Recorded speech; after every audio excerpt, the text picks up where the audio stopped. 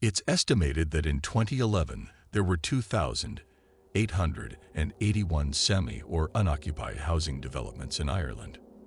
There was a time when we put our faith in euros, shares, and the sanctity of brick. A time when we bought our books from stores as big as barns and ate strawberries from Andalusia, when only a generation before, they'd been grown on farms up the road. The wide avenues of Boomtown were named for trees when there was grand optimism for growth. Now nothing booms in Boomtown. It's bust and broken. I miss you. You were a lick of cream. I can still taste you. I walk to the village on Mondays. I pull my shopping trolley, the 3 miles there and back along the lanes. I used to drive to the supermarket just for a pint of milk, without a thought to the cost of fuel. It doesn't matter now. I like to walk. Sheila Giggs looked down on me from the church walls as I pass by. These stone carvings are of women with bulging eyes and gaping mouths, displaying their private parts. These wantons are a warning against lust, or a medieval stonemason's dirty joke. The shops beside the church. Deceased, desiccated flies lie between the sun-faded signs. There's a coup inside. I've heard all their grumbling about prices and supplies. They decry the current government, the one before, the banks, and then apportion blame abroad. Despite the orderly line and polite chatter, I can imagine these women battling it out with their meaty fists if the last bag of flour in Ireland was at stake. We're not so poor as yet that we can't afford a veneer of civilized behavior. I put my face to the glass as the shop owner takes the last slab of beef from the chilled counter and wraps it. I wish I'd got up earlier. I would have spent half my week's grocery allowance to smell the marbled flesh sizzling in a pan. The bell jangles as I push the door open. A few heads turn. A woman leans towards her companion and whispers in his ear. I catch the words blow in. I'm a Boomtown interloper, buffeted by changing fortune. There's a pause before the man looks at me. His salacious glance suggests he's heard scandalous stories. I've no doubt a few of them recall me from before, when I first came here to talk to them about my book. There was a certain glamour in talking to me. I take my time considering the shelves' contents while the others pay and leave. There are budget brands with unappetizing photos on the cans, boxes of cheap-smelling soap powder and white bread in plastic bags. I tip what I need into my basket. I want freshly ground coffee. I can't help myself. I'm the Boomtown bitch. It's cruel. The shop owner's never done me any harm. She always offers me a slow, sweet smile. It's fading now. We only have instant. Olives then. I want my city living here in the country. I want delicatessens and coffee bars, fresh pastries and artisan loaves. She shakes her head. Anchovies, balsamic vinegar, risotto rice. The world was once a cauldron of plenty. I only have what's on the shelves. She's struggling to contain herself in the face of my ridiculous demands. I sling the basket on the counter where it lands with a metallic thud and slide. There's a dogged precision in how she enters the price of each item into the till. She doesn't speak but turns the display to show me the total, waiting as I load my shopping into the trolley. Her refusal to look at me isn't anger. There's glimmer of unshed tears. It's not her fault. It's yours. It's mine. I feel sick, yet another thing that can't be undone. I try and catch her eye as I hand her a note, but she's having none of it. I want to tell her that I'm sorry. It's shameful that I don't even know her name, and now she'll believe the worst she's heard and won't ever smile at me again. She slides my change over the counter rather than putting it into my hand. The bell above the door jangles as I leave. The chieftain stood before the 3 sisters, flanked by men bearing swords and spears, and said, "This is my land now." "We lived here long before you came," they replied. "By what right do you claim it? Where's your army? You can't own the land. It owns you." That was the eldest sister. "Rid yourself of such foolish desires." "No, everything you see belongs to me." "Do you own that patch of sky?" the middle-born said. The chieftain was silent. "Is that water yours?" That was the youngest. "See how it runs away from you." I want this land. The chieftain stamped his feet. Look at my torque. Even metal submits to my will. You'll be choked by that gold around your throat. The eldest stepped forward. You're master of oars and oxen, wheat and men alike. But not us. We're like the grass. We only bow our heads to the wind. The chieftain looked at them, pale witches in rags with swaths of dark hair, and there were the stirrings of a different sort of desire. The chieftain and his men raped the sisters, one by one. See, he said, I possess everything. We are ancient. We are one, and we are three. The youngest covered herself with the tatters of her clothes. We were there at the world's birth. We are wedded to the earth. We don't submit. We endure. A cold wind came in carrying rain, even though it was a summer's day. We curse you and your greed. The middle sibling swallowed her sobs and raised her chin. It'll grow so large that it'll devour you and your kind. Thunderbolts crack the sky. We'll dog your children's steps from womb to tomb. The eldest had the final word. When their fortunes in decline will rise again, no one will be spared our wrath. Then will to heal what you've rent. The eldest gathered up the other two and retreated to a place where the hills were at their backs and enfolded themselves in stone. The three sisters are a group of 3 stones that occupy a small plateau on the eastern side of the hills in County Meath. Their history has been retold for generations in the local village of. There are several variations of the tale. The one I've included here is the most detailed. Songs of Stones. Collected oral traditions of Ireland's standing stones by Graeme Kennedy. I drove us from Dublin. You directed. You kept glancing at my legs as they worked the pedals, which excited me. It felt like you were touching me, sliding your hand between my knees. Turn right. The indicator winked. We were on Oak Avenue. Does this all belong to Boom Developments? Yes. I whistled, wanting you to know I was impressed. Left here. Then, this is Acacia Drive. There were diggers, trucks, the cries and calls of men. We bumped along the unfinished road. Stones crunched under the tires and ochre dust rose around us.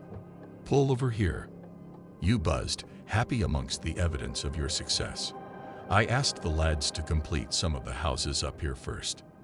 You ran up the road towards a group of men in jeans and t-shirts. The men looked at me when you turned away, and I could tell they'd said something smutty from the way they sniggered. You returned, carrying hard hats and keys. Put this on. I refused to be embarrassed by our audience. I piled up my hair and put my hat on, back arched in mock burlesque. You took my elbow with a light touch, as if unsure of yourself. I liked that you weren't adept with women when you seemed so proficient at the rest of life. You guided me towards a house. Here, you unlocked the door. Our feet rang out on the bare boards. Fresh plaster dried in shades of pink and brown. This model's the best of the lot. It'll be done to the highest spec. I followed you upstairs. Huge master bedroom. Nice and sweet too. It was the view that I admired most. The hills, the open sky was spread out for us. I couldn't tell you that I'd been here before your burgeoning success scared the land. That I'd trekked for miles under rotten skies that threatened rain, across open fields carrying my notebook, cameras, and a tripod. I didn't want to spoil the moment by making it anything but yours. You should have known, though. If you'd looked at the copy of the book I'd given you, my own modest enterprise, you'd have seen. You weren't interested in history, not the ones of Ireland's standing stones, not even mine. I was a woman of the past. You were a man of the future. We could lie in bed together and look at this view. Your tone had changed from business to tenderness, and I was beguiled by the use of we. Don't feel pressured. Just think on it. You said you wanted to move somewhere quiet to write. I can't afford this. You're looking to buy outright. This would be yours at cost price. Can you do that? I'm the MD, you laughed. Of course I can. I couldn't accept it. Grain, you'd be helping me. Selling the first few will help to sell more. Things snowball. This property will treble in value over the next 10 years, I promise.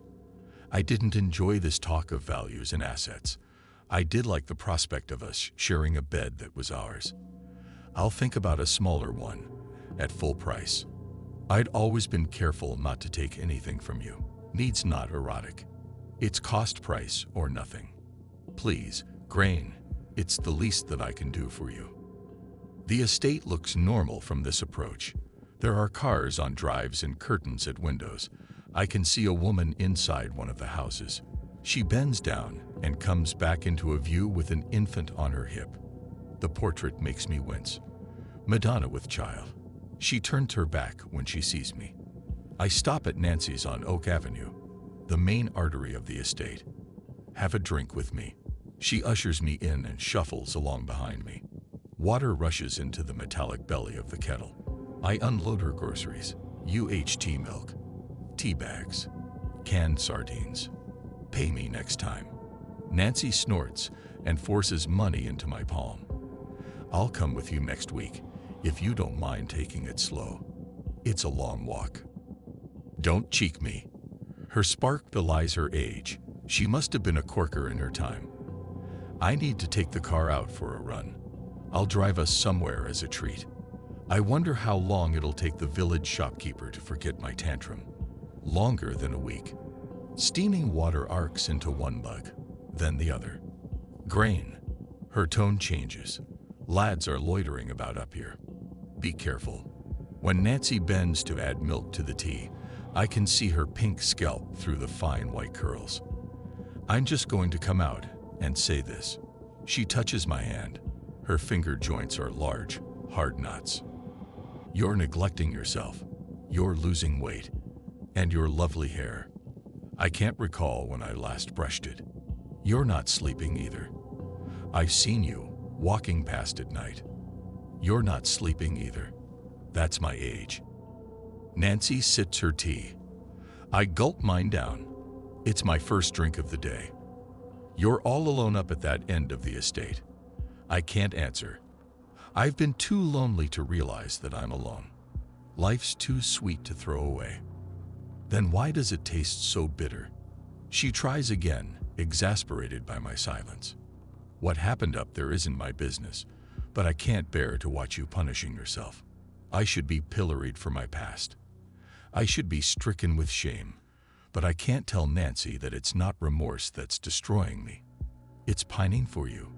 You're full of opinions. It comes out as a growl, but there's no bite. You can stay here anytime. God knows I've room enough to spare. She opens a pack of biscuits and makes me eat one. Be careful out there on the hills, Grain. You could turn your ankle and die up there, and no one would know. I kept a well-made bed, dressed with cotton sheets, worthy of the time we spent upon it. Sunlight moved across our bare bodies, which moved across one another. Hands and mouths roamed over necks, chest, breasts, stomachs, genitals and thighs, stoking the deep ache that only you could sate. Afterward, we lay like pashes on piles of pillows. I loved you from the first moment I saw you.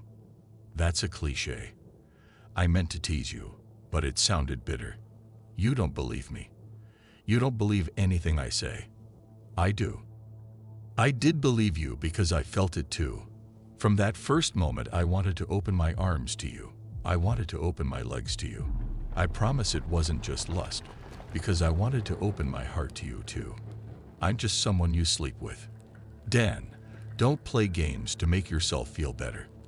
You don't need me, not that way I need you. Of course I do. You thought yourself the more in love of the two of us. Not true. I hated sharing you. I hated not knowing when I'd see you or when you'd call. You've never asked me to leave her. Do you want me to? Yes. You paused. No. Then. I don't know. I don't love her. I did once. I can't leave her now. Ben's still so young. But wait for me, Grain. Our time will come. I promise. Don't make promises. I wish I'd met you first. I wish it all the time. For so many reasons. The shortcut to Acacia Drive goes through Boomtown's underbelly. There's a square that would have been a green, but now it's the brown of churned mud. It should have been flanked by shops. Some are only foundations, others have been abandoned at hip height. A few have made it to the state of squatting skeletons. Piles of rotted timbers and broken breeze blocks litter the verges. An upturned hard hat is full of dirty rainwater. A portable toilet lies on its side, and I get a whiff of its spilled contents. I flip over a tin sign lying in the road, and it lands with a clatter. I clean it with the hem of my shirt. "Boom Developments," it exclaims. The symbol's a crouched tiger, its stripes orange, green and white. I go straight to bed when I get home, leaving my shopping in the hall. The once pristine sheets are creased and gray. I push my nose against the pillowcase but can't smell you there, only my own unwashed hair. Frustrated, I strip the bed and lie down again. I touch myself in a ferocity of wanting, but it's a hollow sham that ends in a dry spasm. I'll not be moved, not without you. I put my walking boots and coat back on. I feel the reassuring weight of my torch in my pocket. My premium property backs onto open country. I open the gate at the bottom of my garden and walk out to where the land undulates and settles into long summer grasses that lean towards the hills. Out here, away from the estate, nothing's inert. Buzzing insects stir the grass. The wind lifts my hair and drops it. A chill settles in, and I wish I'd worn another layer. I cross the stream, sliding on wet stones and splashing water up my jeans. The stream's unconcerned. It has places to go. The sun's sinking fast. The sky is broken by a string of emerging stars as night arrives. The ground rises, and I have to work harder until I'm climbing on all fours onto the plateau. The hills crowd around to protect the three sisters. This trio of stones are eternal, bathed in sun and rain, steeped in the ashes of our ancestors. They're more substantial than our bricks and mortar. They'll sing long after our sagas are exhausted. They outshine our light. The sisters cluster together. They're not angular, phallic slabs. Their Neolithic design looks daringly modernist, each shaped to suggest womanhood. The smallest, which I think of as the youngest, has a slender neck and sloping shoulders. The middle one has a jutting chin and a swell that marks breasts. The eldest has a narrow waist and flaring hips. I touch each in turn. They're rugged and covered in lichen. I put my ear against them, wanting to hear the sibilant whispers of their myths.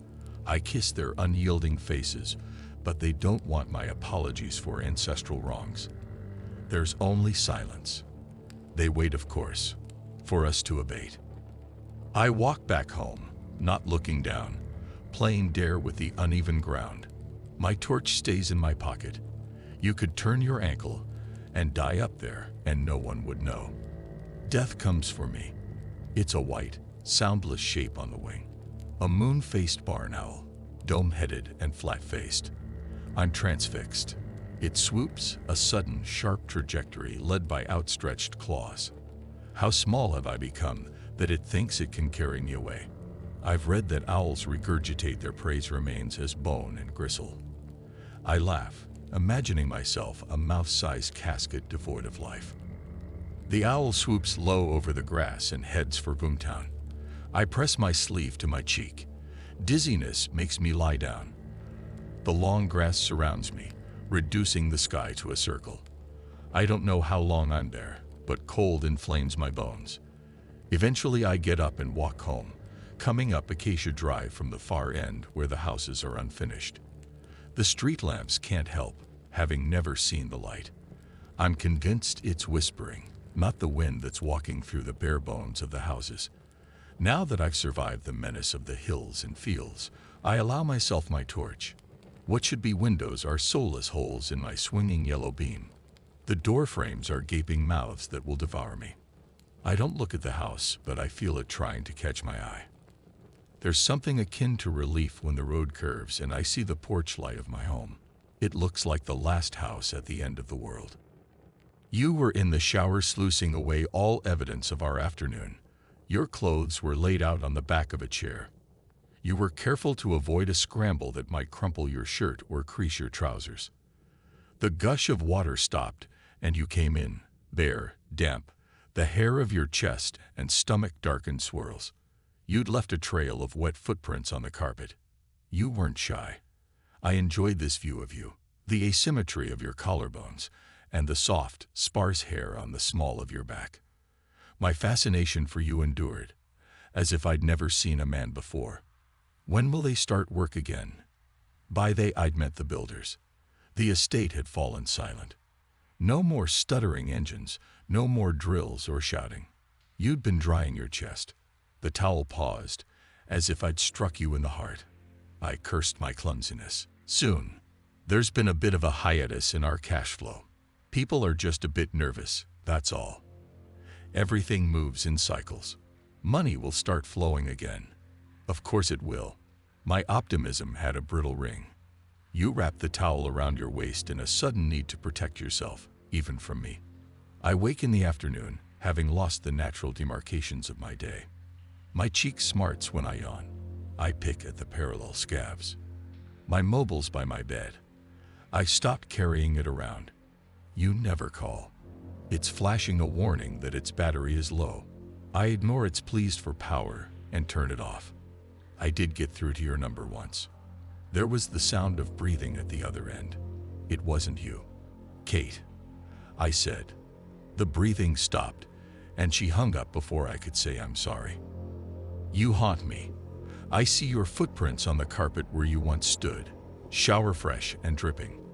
I catch glimpses of you in the mirror and through the narrow angles of partially closed doors. These echoes are the essentials of my happiness. For that fraction of a second, I can pretend you're here. It's rained while I slept. Everything drips. The ground's too saturated to take all the water in. It's not cleansed Boomtown, just added another layer of grime. From the spare bedroom I can see the street. I put my forehead against the window, savoring the coolness of the glass. I tilt my forehead so I can see Helen's house, further along the opposite side of Acacia Drive.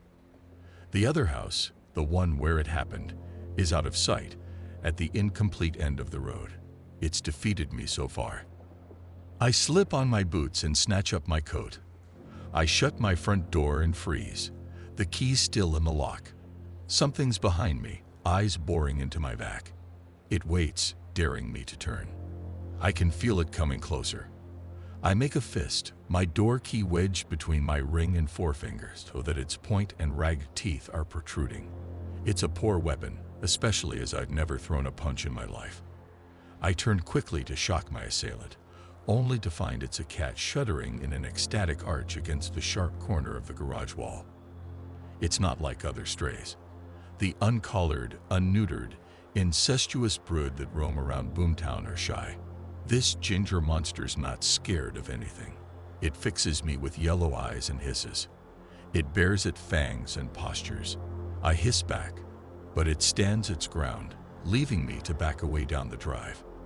I find myself at Helen's, which is stupid because Helen doesn't live there anymore. The for sale sign's been ripped down and trampled on. I walk around the house, looking through windows. It's just a shell without Helen and her family, but evidence that it was once a home remains. The lounge's wallpaper, a daring mix of black and gold. Tangled wind chimes hang from a hook by the kitchen door. There's a cloth by the sink, as though Helen's last act was to wipe down the worktops. We used to stand and chat as her brood played in the road. When they got too boisterous, she'd turn and shout, "Quick, you're squalling and yomping. You bunch of hooligans. Just wait until your dad gets back." Then she'd wink at me and say something like, "He's in Dubai this time." Not that they're scared of him. Soft sod that he is. I used to get the girls, Rosie and Anna, mixed up. Tom squealed as he chased his sisters. Patrick rode around us on his bike in circles that got tighter and tighter. Patrick, I'm sick of thinking about that day. I'm sick of not thinking about it. Today, I decide, I'll go inside the house where it happened. It's about 20 doors down from Helen's. The chain link fence that was set up around it has long since fallen down, and been mounted by ivy intent on having its way. The three sisters are reclaiming what's theirs by attrition. There are lines of grass in the guttering of Boomtown. Wasps and birds' nests are uncontested in the eaves. Lilies flourish in ditches and foxes trot about like lonely monarchs. The sisters will reclaim us too, our flesh, blood, and bones. I stand on the threshold of the past. A breeze moves through the house carrying a top note of mold and piss, then the threatening musk lingering beneath. The house is gutless. One wall is bare plasterboard, the rest partition frames so I can see all the way through, even up into the gloom above. There used to be ladders, but they've been removed. From the doorway, I can see the stain on the concrete floor. It's a darkness that won't be moved. The blackest part gnashes its teeth at me. I put a foot inside and then the other. I realize my mistake too late. I've already inhaled the shadows. They fill up my nose and clog my throat. I can't move. I can't breathe. My lungs seize up. Something's there. The darkness is moving. The shadow rushes at me and takes my legs from under me. The ginger cat. It watches with yellow eyes as I land on my back. Everything goes black. I roll onto my side and retch. Acidic vomit burns my nose and throat. When I put a hand to the back of my head, I find a boggy swelling. My hair's matted and stuck to my scalp. I stand, test my legs, and find them sound.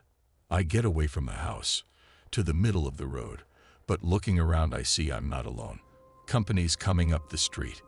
A trio of creatures that are neither men nor boys. One throws his empty beer can away and fingers his crotch when he sees me. "You," he says. He's skinny, grown into his height, but yet to fill out. It occurs to me that he expects me to run. His face is hard. He's gone past being abused into abusing. "You're the Boomtown bitch." I turn my back and walk away at a deliberate pace. "I'm talking to you." I know without looking that he's lengthening his stride to catch me. "Pull down your knickers and show us what all the fuss is about." My heart's a flailing hammer. He's done this before and is looking to initiate his friends, who seem less certain of themselves. I can see him reach out to grasp my shoulder in the far corner of my vision. I strike before he can touch me. I jab at his eyes and rake at his face with dirty claws. I'm a moon-faced owl.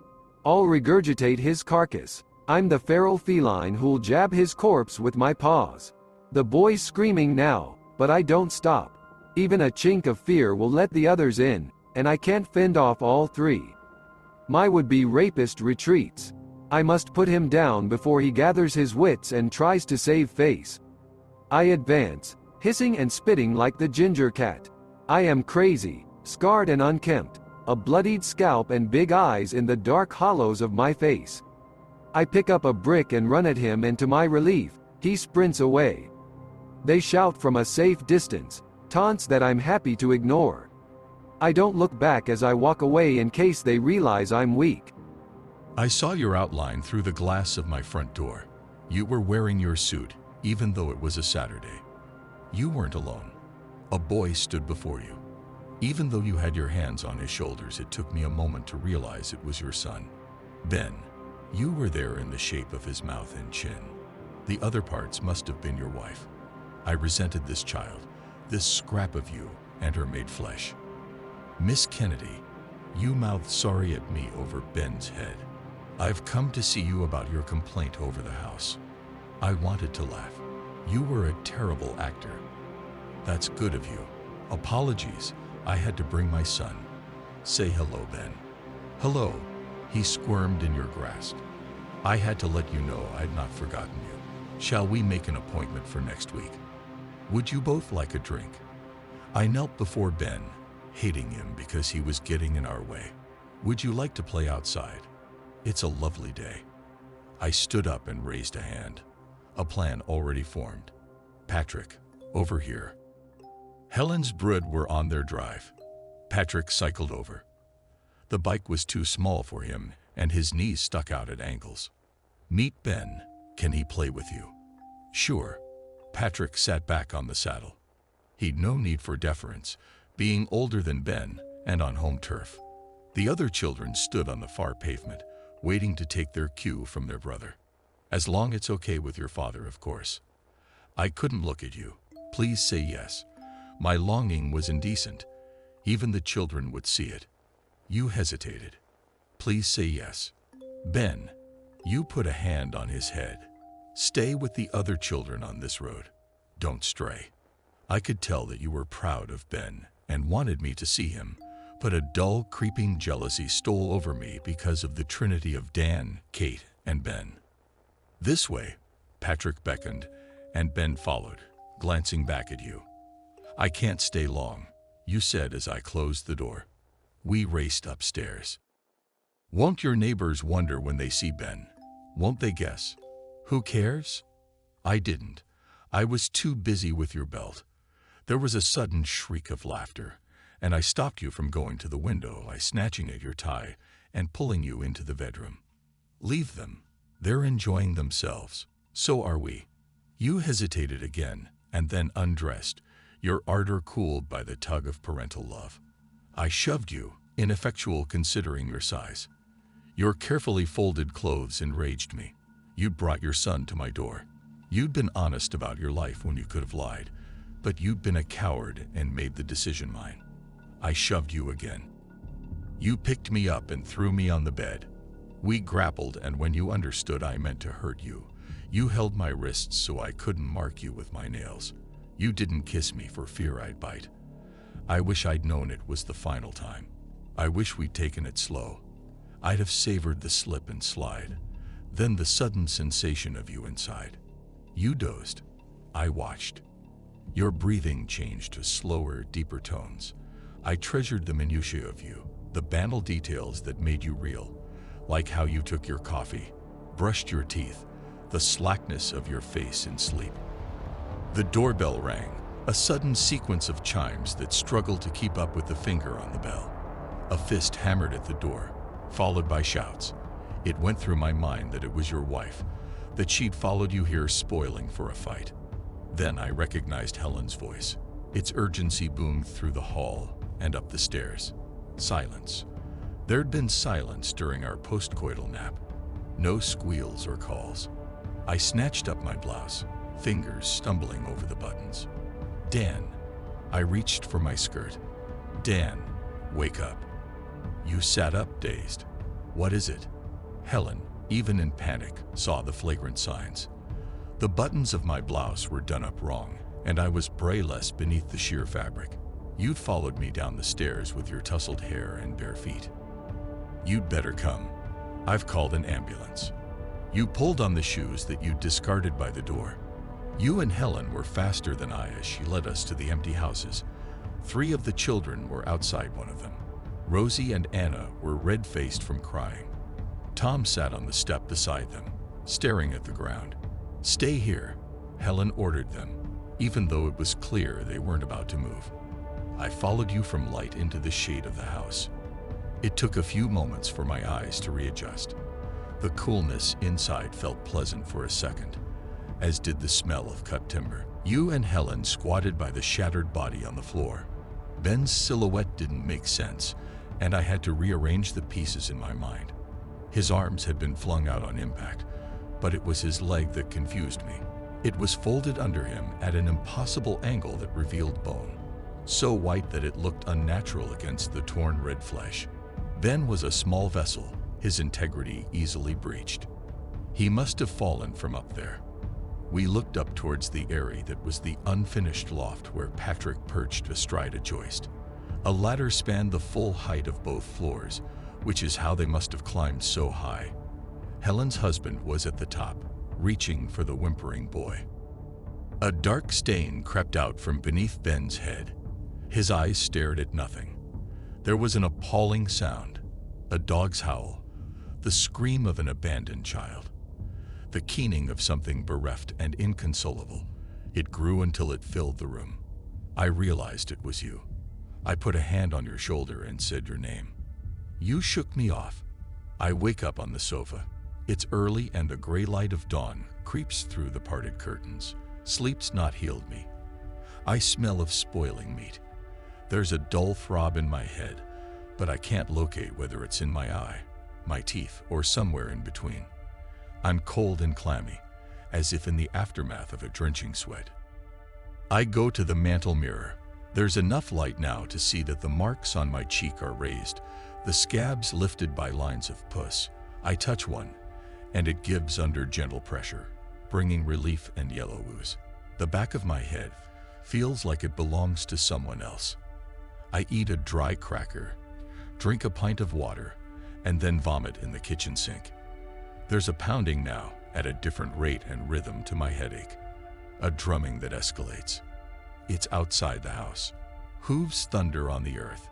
Something's racing through the grass, running towards the rising sun as if about to engage it in battle.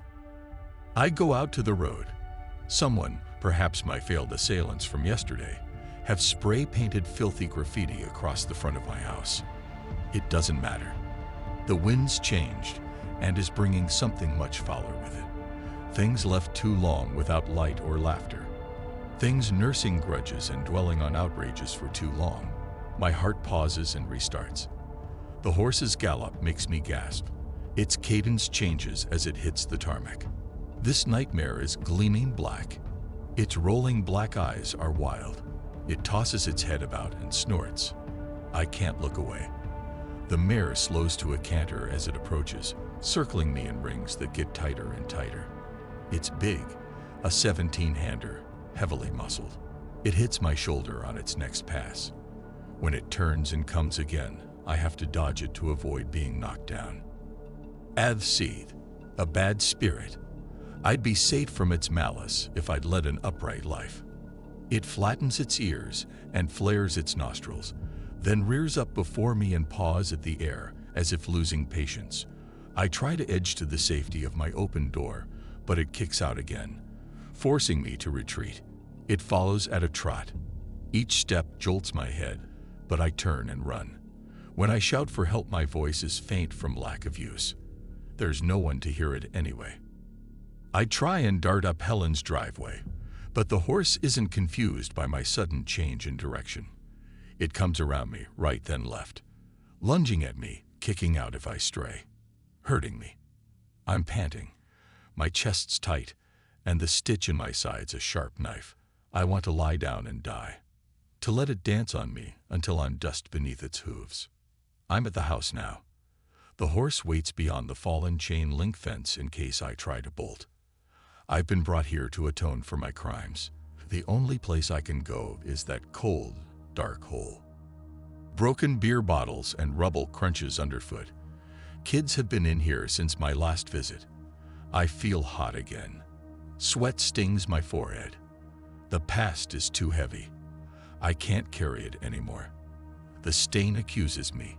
It rises from the floor and spreads itself across the wall. It's absolute, sucking all the light from the room. It smells my guilt and swells, emboldened. Its waiting is over. It's Ben. It's Kate. It's you. It's all the people I can't face.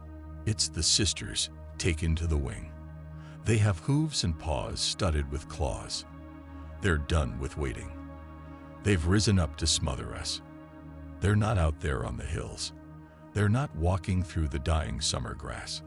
They're not lingering by the streams, fingers stirring the water. They're not out there. They're in here,